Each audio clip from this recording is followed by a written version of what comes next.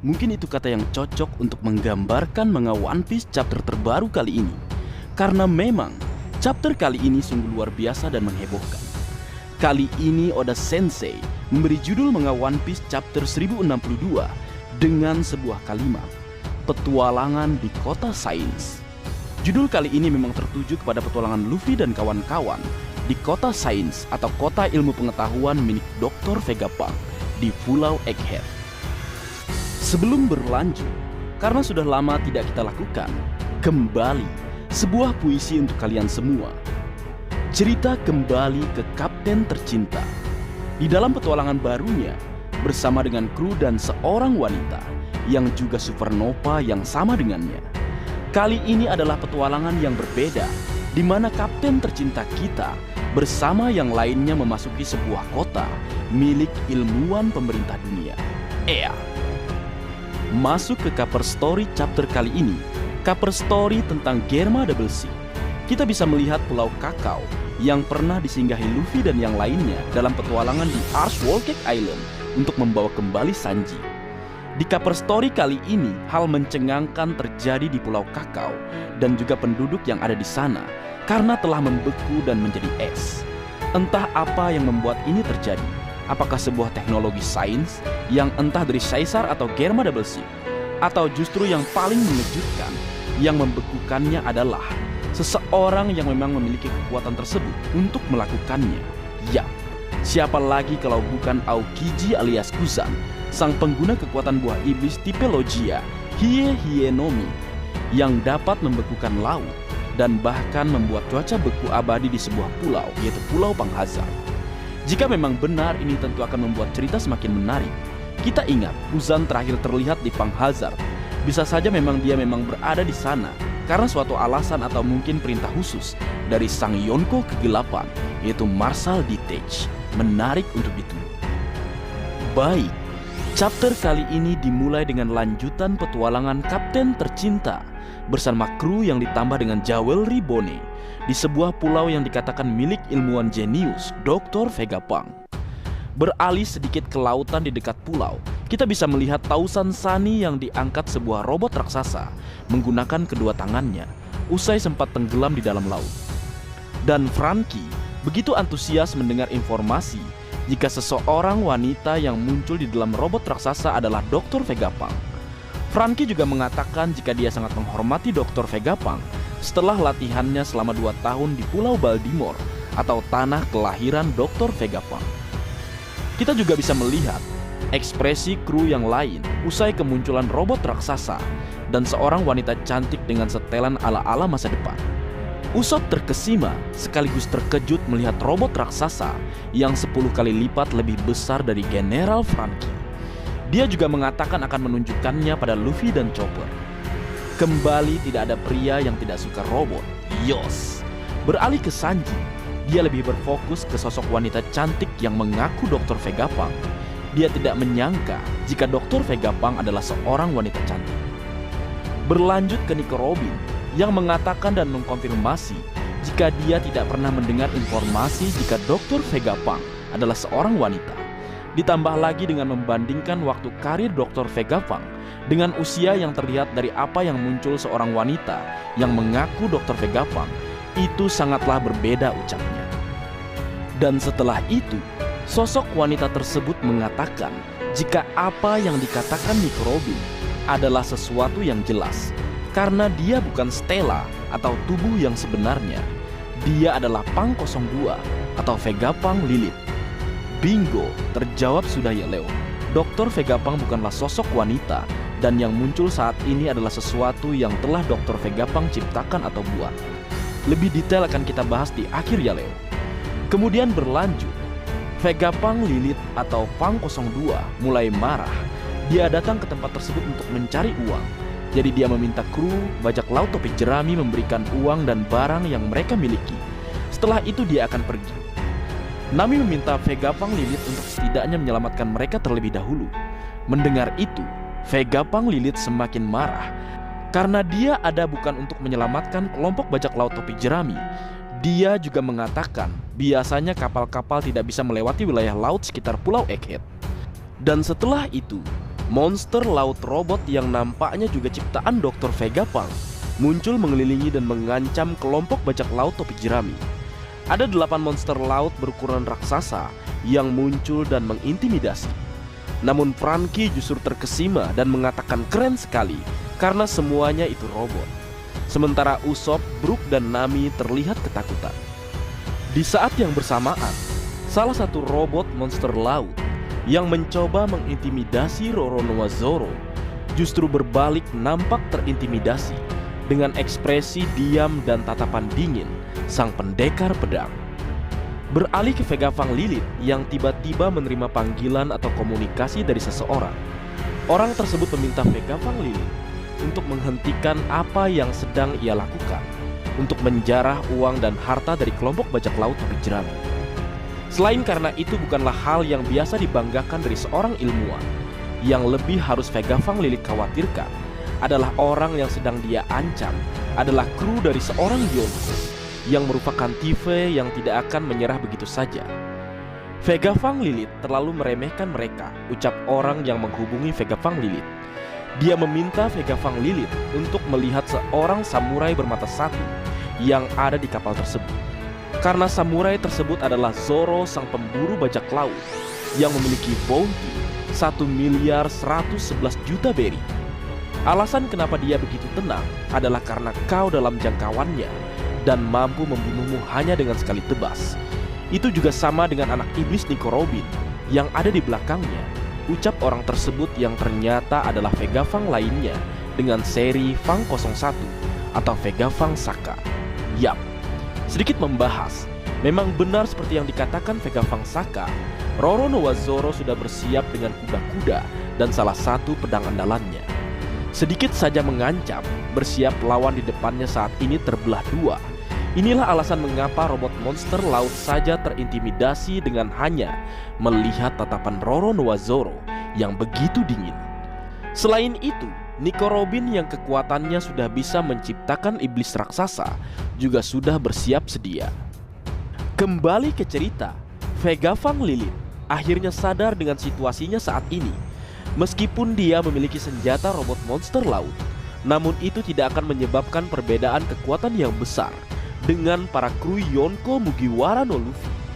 Vegapunk Lilith mengatakan apakah para idiot yang bertingkah konyol adalah sebuah umpan saat dia melihat Sanji yang terbuai dengan kebucinannya, serta Franky yang bahagia melihat robot-robot monster laut yang luar biasa.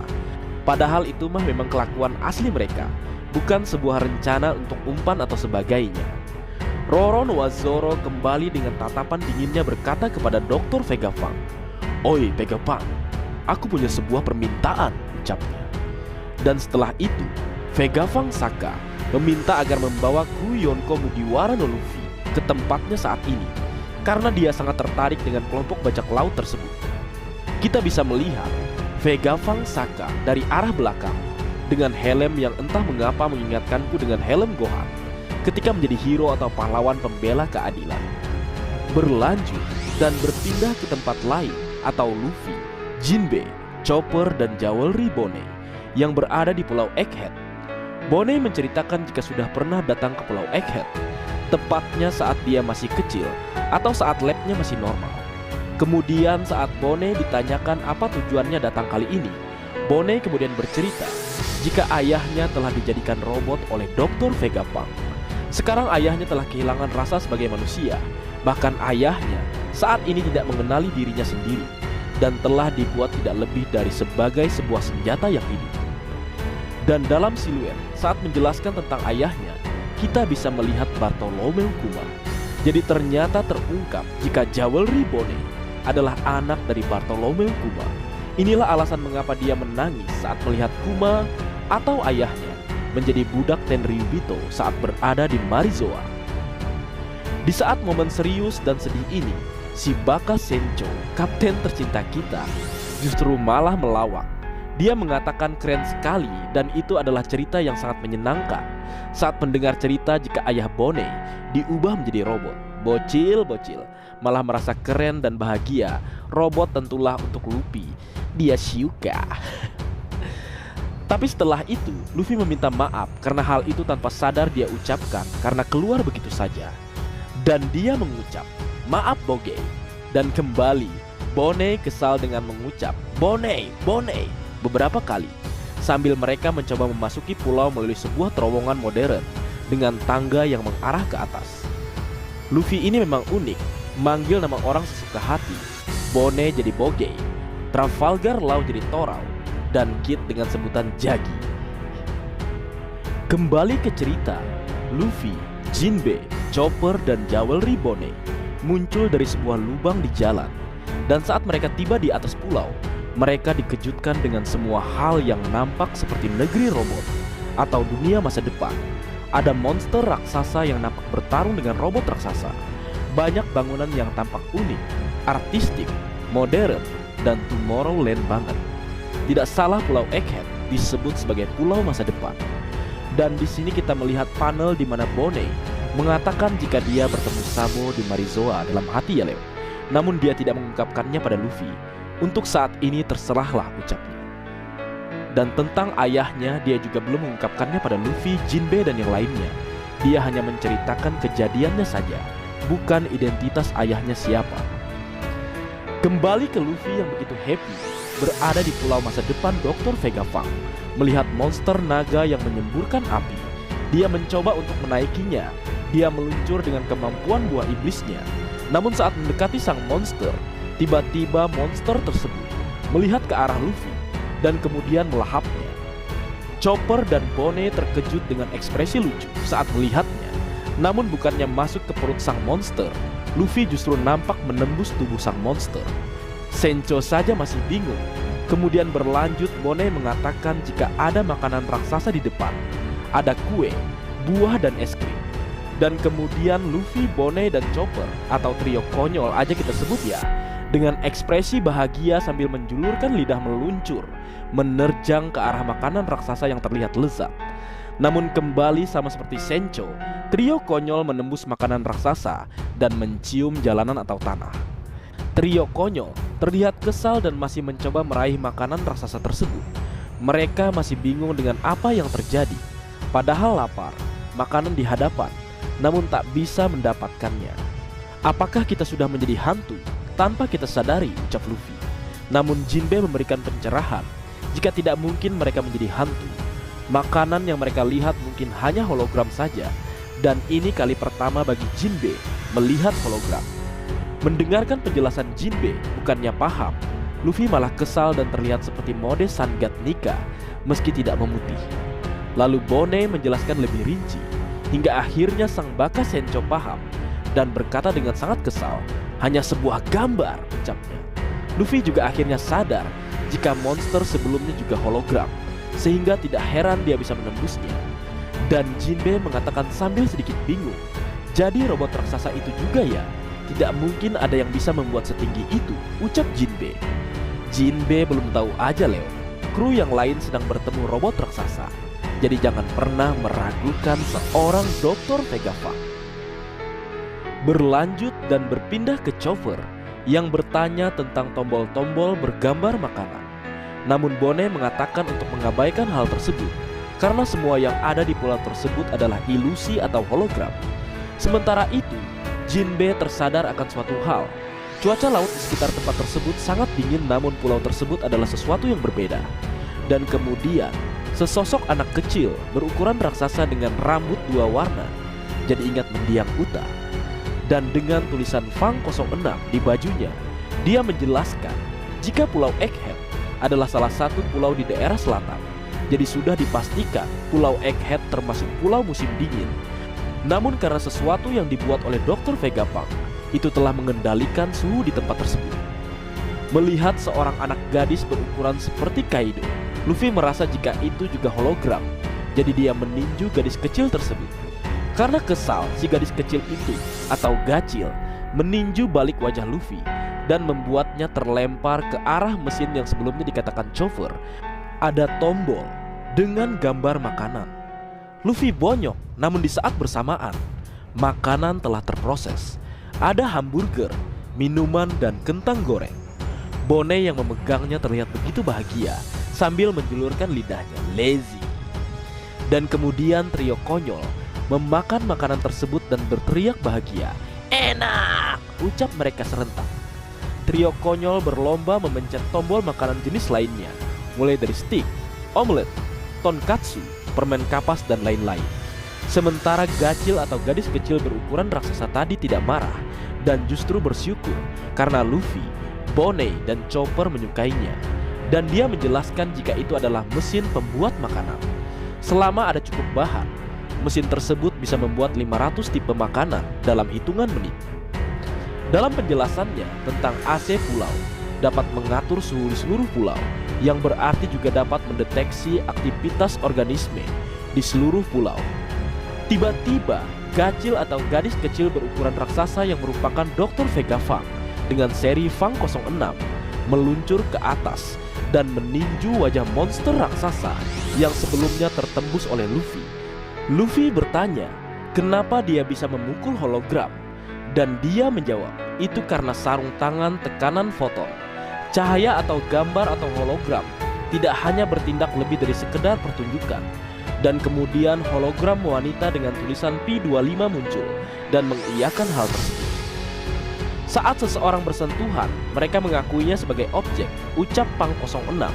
Dia juga menambahkan jika mereka bisa menghabiskan lebih banyak uang, mereka bahkan bisa mengendalikan cuaca. Namun dunia tidak memiliki cukup modal untuk teknologi itu, ucapnya. Kemudian Jinbe bertanya, apa sebenarnya mereka? Dan Gacil atau gadis kecil berukuran raksasa dengan rambut dua warna, memiliki jet di punggungnya, serta juga memiliki buntut, memperkenalkan dirinya jika dia dipekerjakan sebagai ilmuwan jenius yang rendah hati, Dr. Vega Fang dengan seri Fang 06. Mendengar itu, Bonnie menunjukkan ekspresi kesal dan marah sambil mengunyah makanan.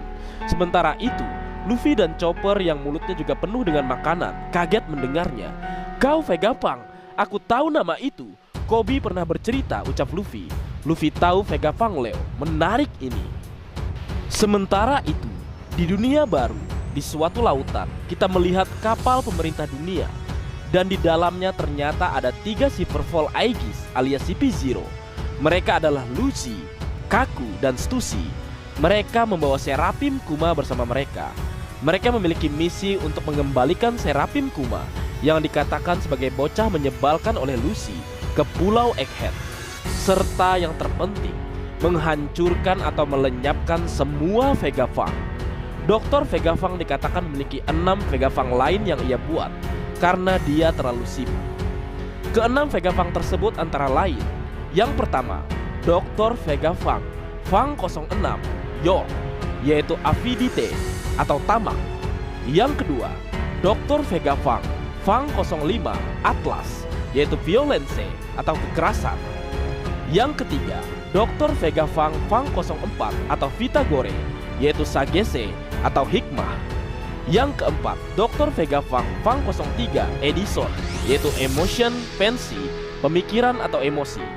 Yang kelima, Dr. Vega Fang Fang 02 Lilith, yaitu mal malis atau kejahatan.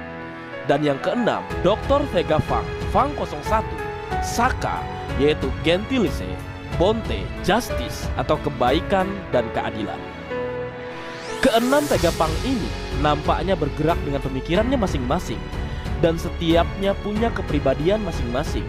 Dan sang Dr. Vega Fang nampaknya sebagai Fang 00, sama seperti Kuma yang dikatakan sebagai Pacifista VX0. Di akhir chapter, para CP0 berdiskusi apa sebenarnya alasan orang paling berguna di dunia justru harus dilenyapkan, dan apakah hal tersebut ada kaitannya dengan kejadian Lulusia yang hilang dari peta dunia karena serangan Mahadasya yang terjadi tempo hari. Berarti kejadian tersebut belum lama terjadi dengan timeline saat ini ya Leo.